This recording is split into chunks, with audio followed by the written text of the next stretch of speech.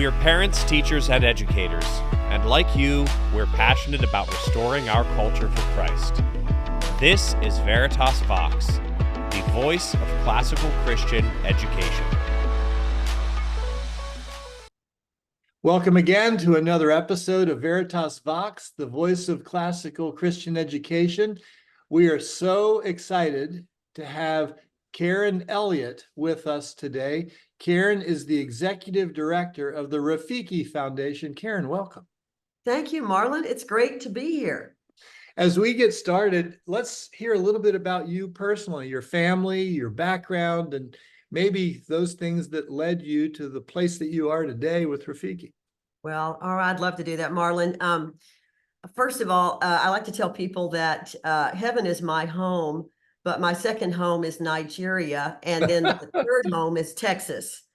And I do live in Florida now, so I guess I have to claim Florida as well. But I grew up in paying for 4 homes is pretty expensive, Karen. Well, it is, but God pays for them. What can I say? And you can't do an RV across the ocean. So unfortunately, you have these planes.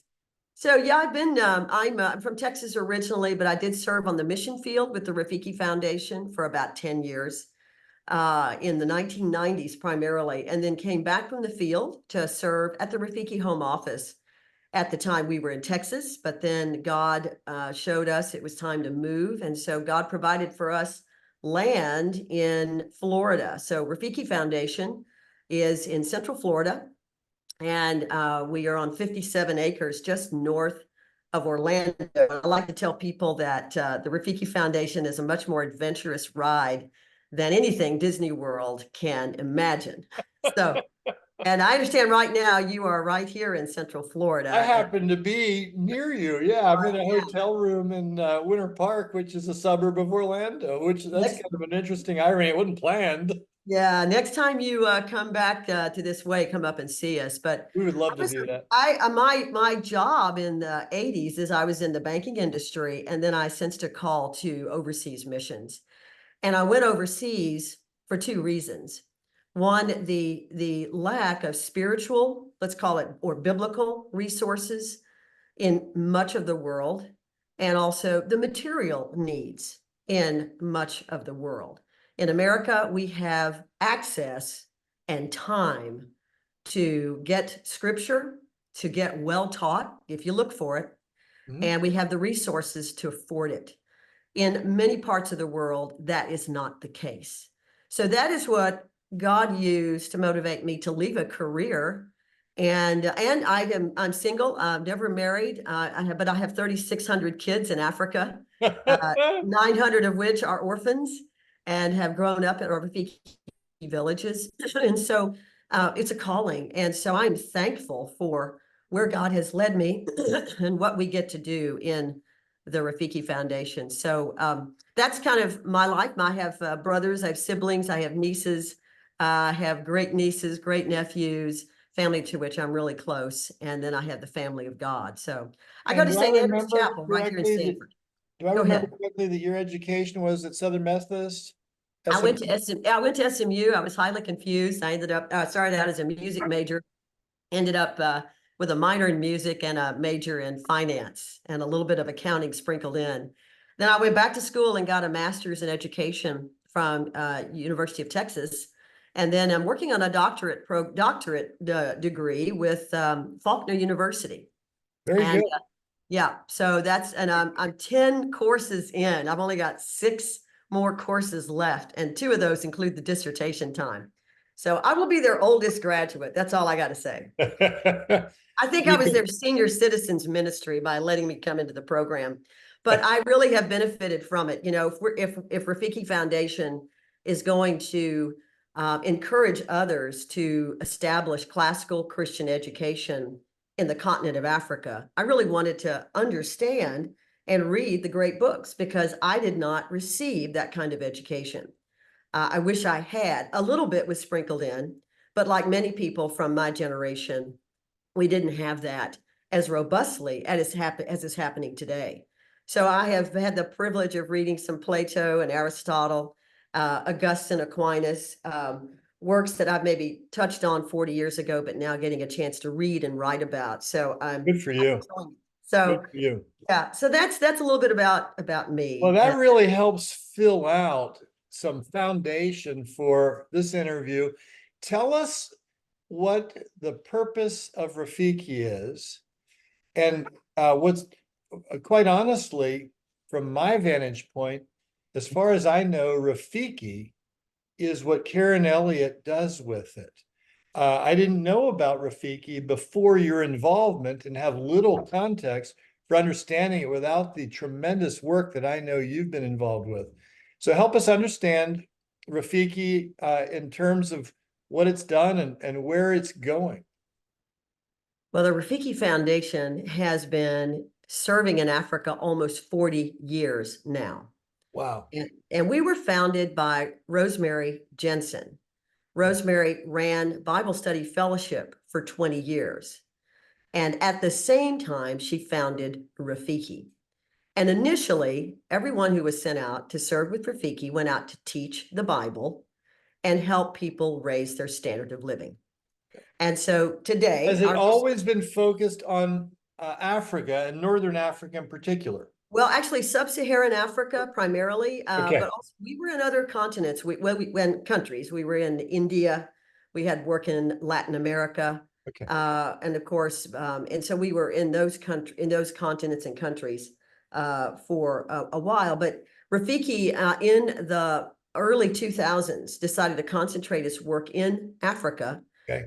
because some of the poorest countries of the world are in Africa. And so we've always wanted to minister to those in need.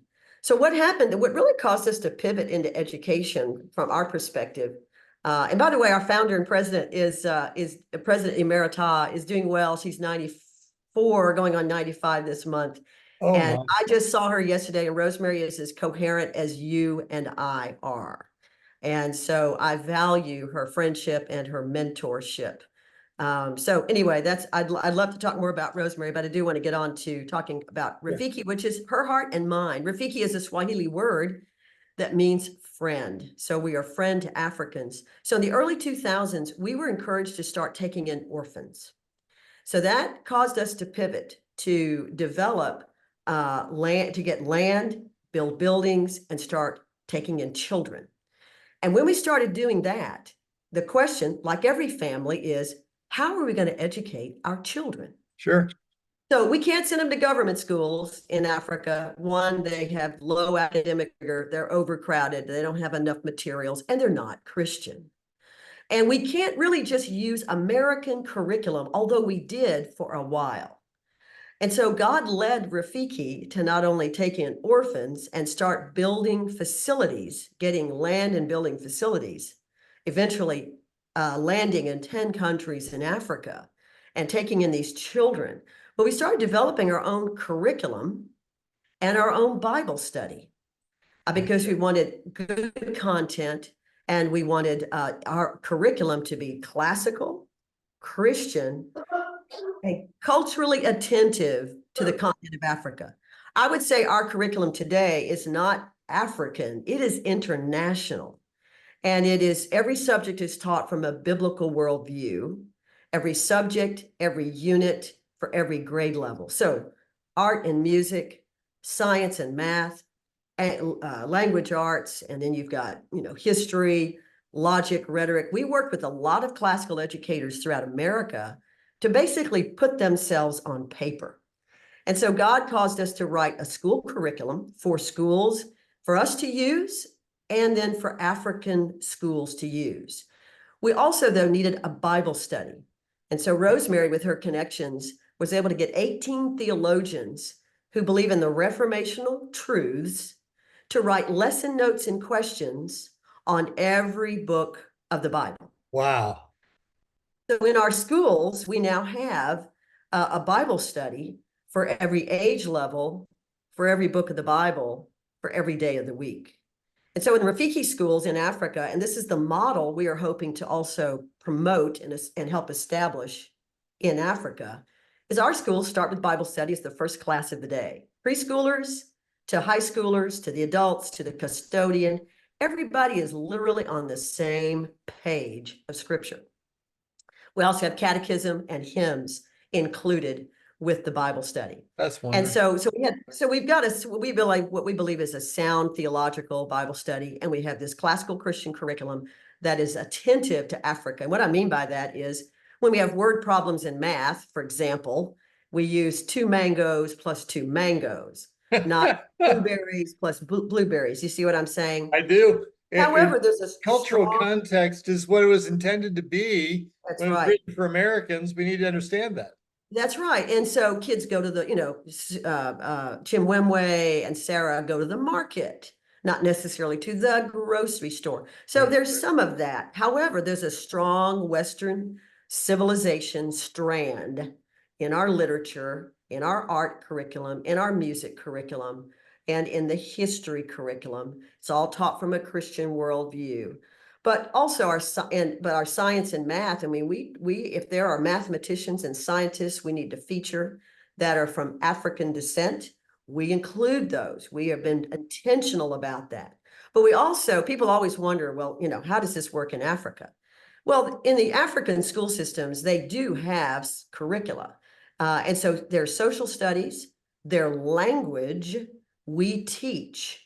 And there are a couple of other texts that we are required to use, because at the end of a student's program at Rafiki schools in Africa, they have to sit for government exams. And government exams in Africa are subject-based.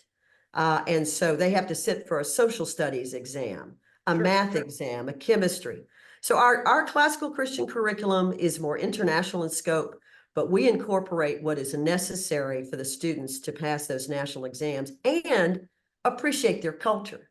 So our art curriculum, you've got, yes, Renoir and Rembrandt and Michelangelo. Yes, you've got Egypt. Yes, the ancient, the pyramids and the artwork from there, and Grecian urns, of course.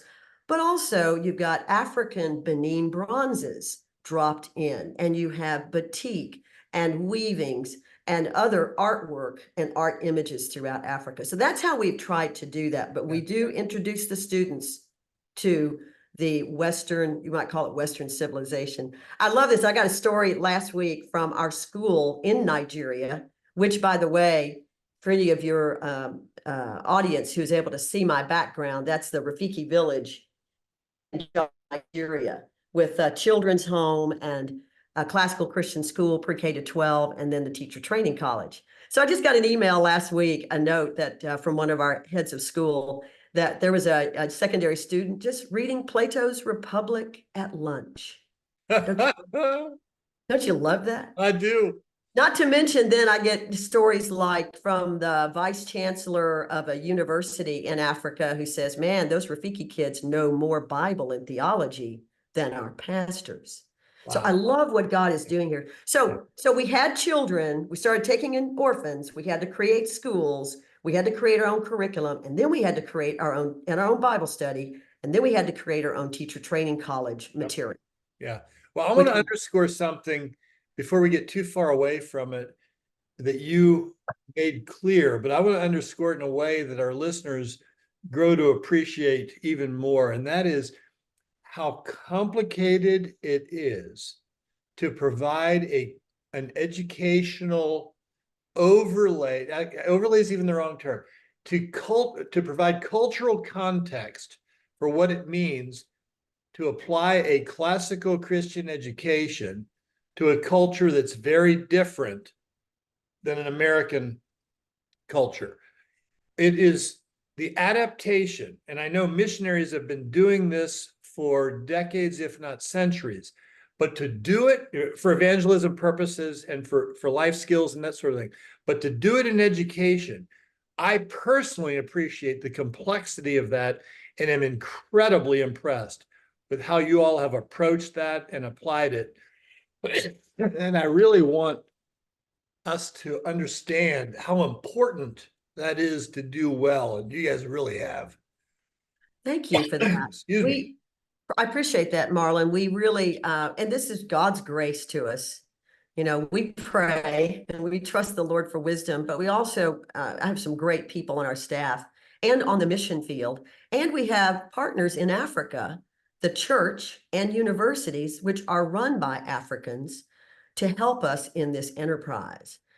Because we don't want to do, there was classical Christian education in West Africa in the 19th century, but they made, and it was successful. It cultivated the African intellectual elite of the 20th century that fomented and advocated for equality and independence. And so it was successful, Latin and Greek. But what happened is they totally, and not everyone, but there was a sense of there is nothing good in Africa. And we've taken the approach that we want to include whatever is true, good, and beautiful that we find, and we appreciate that. And so, I think, and we've tried to be sensitive to that without leaving out, though, what is considered the great books, the great ideas, the great wonders, people that everyone should know something about. And so thank you for that. It is developing. We really had to work hard to make sure that Plato's Republic was accessible. And so you can't find it in a bookstore. So what do we do in our curriculum is we take huge swaths of the public domain version and drop it into the teacher text and the student text in our materials, because teachers can't just go online. It's expensive. They don't have the money. They can't afford the book. So we want something that's biblical, affordable, classical, international, and missional across. So we're in 10 countries in Africa.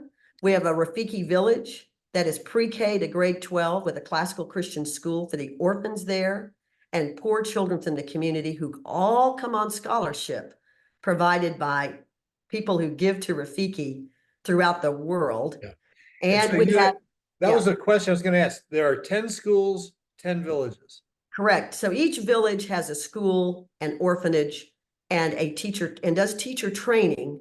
6 of those 10 villages has a teacher's college that will hopefully in the next year be accredited as a degree granting institution in classical Christian education. That is incredible. We have a woman with her doctorate in education who did her dissertation in teachers' colleges in Africa, Dr. Carol Krantz, and she's worked with others to really put together, it is really college level courses on Christian liberal arts with a pedagogy, that is classical. And it's a real teacher's college in terms of child development, how to make your classroom materials, how to teach effectively. And they get a practicum in our school. And so we're working on getting that fully accredited. So what God's given us, Marlon, is an education system, a whole system that perhaps he might allow us to see flood the African continent through churches and private schools throughout 10 countries in Africa. And so we've got the teacher training, we've got the curriculum, we've got the Bible study, we have the model schools, and this is all of the Lord, Marlon. I always want to point to that. And we have the partnerships with African denominations. We partner with 25 African denominations. They represent 20,000 schools and about 60 to 70 million churchgoers. And we've been friends with them since we set foot on the continent. And so that's one avenue, but we're also working with some other partners that have schools, private schools, so that in the next 30 years, there may be 1,000, 2,000 schools teaching the Bible every day to children, teaching them classically, every subject biblically, raising up, discipling the next generation of the world.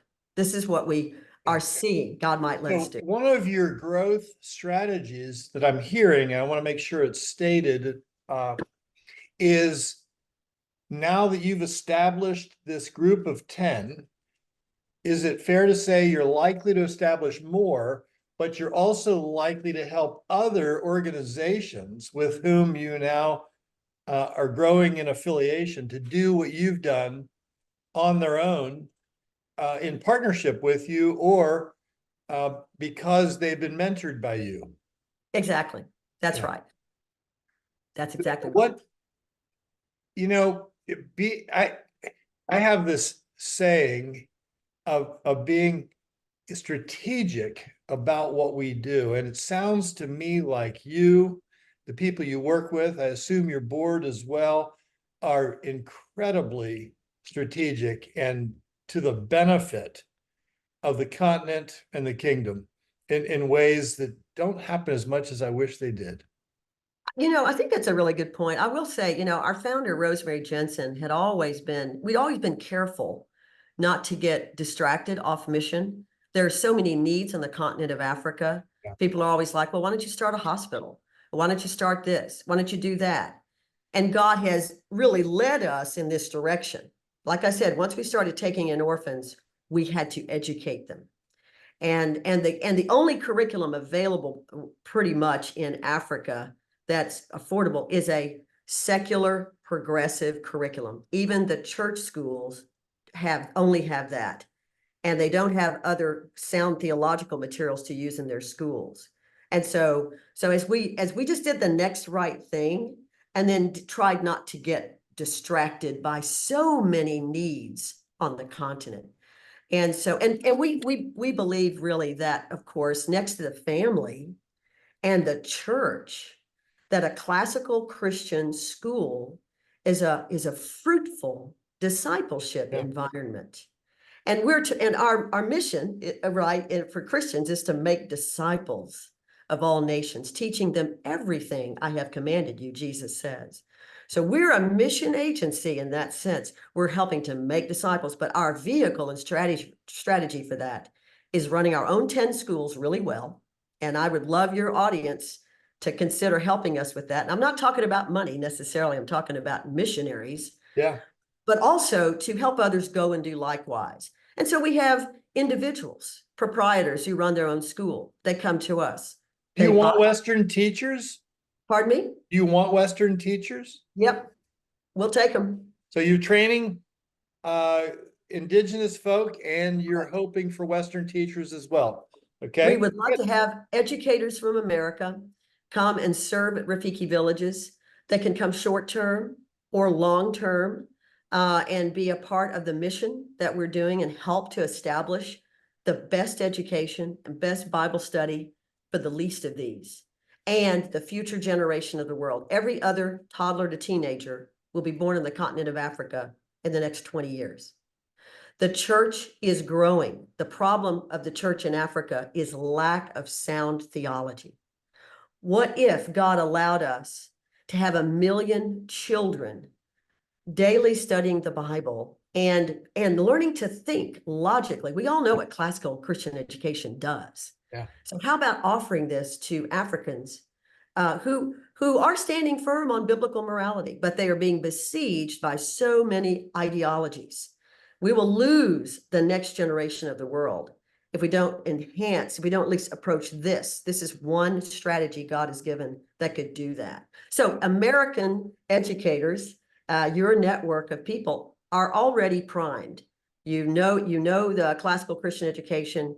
Maybe you're sensing a call to mission. We offer a unique opportunity for men and women to serve, to oversee a school, to run a teacher's college, to run an orphanage, to run a whole village, to manage a facility, to teach art and music, to help others learn how to teach the Bible. There's a myriad of ways people can serve in Rafiki Foundation. So would love for that. When we met a few weeks ago, it was obvious to me that there was a possibility of a win-win situation for our online school constituents, parents and students to come on a mission trip. When you said that was something that you welcomed, I was thrilled. And so, as you know, we're working on making that happen.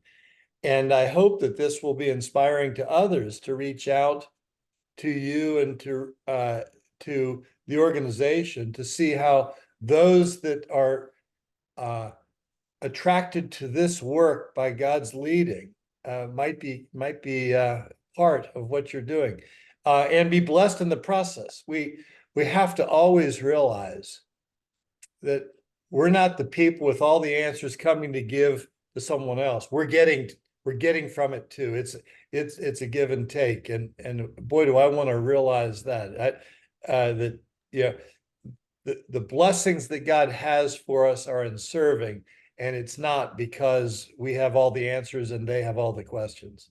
Well, and Marlon, it really, I can't tell you how much it encouraged me when you came up to visit with us at the conference. And we definitely will welcome, high school students and chaperones to go and serve for a 2-week short-term mission at a Rafiki village. Our schools are in session in the summer, so there are opportunities to help at our schools and with the children's home and the teachers' college. And we have sent out thousands of short-term missionaries.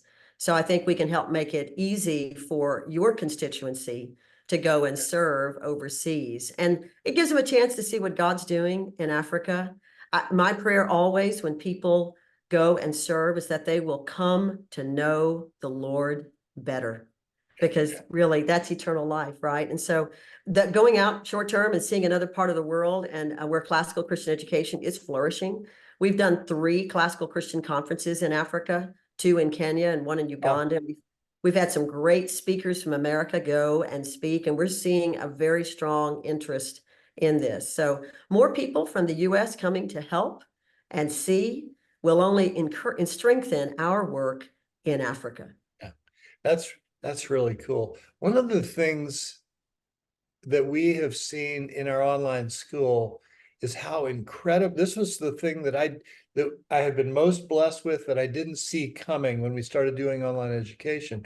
And that was the tremendous blessing that it is to be in an international mix of students in a classroom learning setting.